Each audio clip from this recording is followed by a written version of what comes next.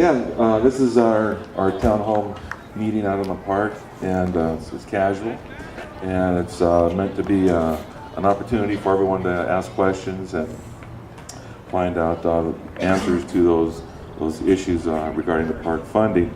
Before we get started, I'd like to take just a moment to introduce our city council to you. Starting at the far corner over here, we have Ben Benoit, Tim Walker, Bob Tashman, Mayor Marcia Swanson, and Bridgette Moore. So our council members are here. I'm Gary Nordquist, Assistant City Manager.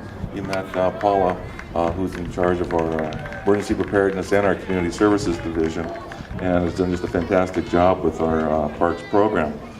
So why are we out here on a Saturday morning, out in a beautiful park? Well, the reason is to keep them open, or provide some other options to them being open. As you know, we've had quite a history with the parks in our community, and I would like to take just a few minutes and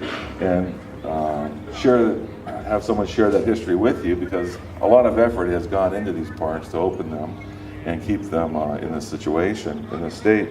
And Bridgette could come up and share some of the experiences that she's had with getting these parks open. That would be great. Thank you.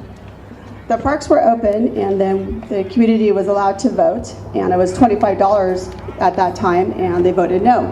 So the parks closed, and that was in 1999. In the year 2000, John Lloyd, Tim Underdown, myself, Paula, other people got together. We created the Wildomar Parks Formation Committee. For 7 years, we fought to bring parks back to Wildomar. This park right here, it actually looked a lot different. There was trees, but it was gated. There was weeds this tall. It was closed. 7 years, the 3 parks we have in Wildomar. We lived without parks. If you had a child in Little League, in football, you played in another city, you paid more money because you paid that out-of-city fee.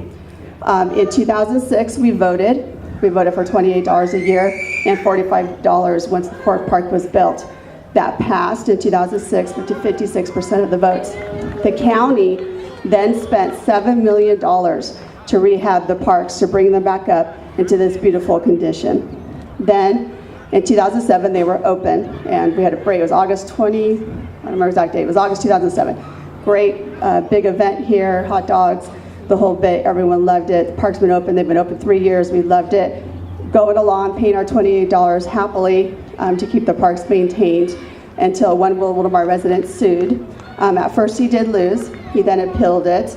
It was appeal judges that agreed the assessment that the county had done in 2006, something was wrong with it, and he invalidated it. When he invalidated the assessment on September 20th, 2010, that meant it took away the funding. On September 22nd, 2010, the city of Wildomar had to ask the county of Riverside to take the $28 off your tax bill. And so for this tax year roll, there is zero money coming in to the city of Wildomar to fund our parks, not 1 penny. You are not paying it. Now you could, if you wanted, pay the $28 that some people have, because since it's not on your tax bill, you can write a check to the city of Wildomar for $28, and that helps keep the funds open. So that brings us today. Then last week we voted to put back on the ballot for June 7th, the $28 to maintain our parks. So you were already paying it. You're not paying it this year. We are voting to put it back on. So that brings us here to today.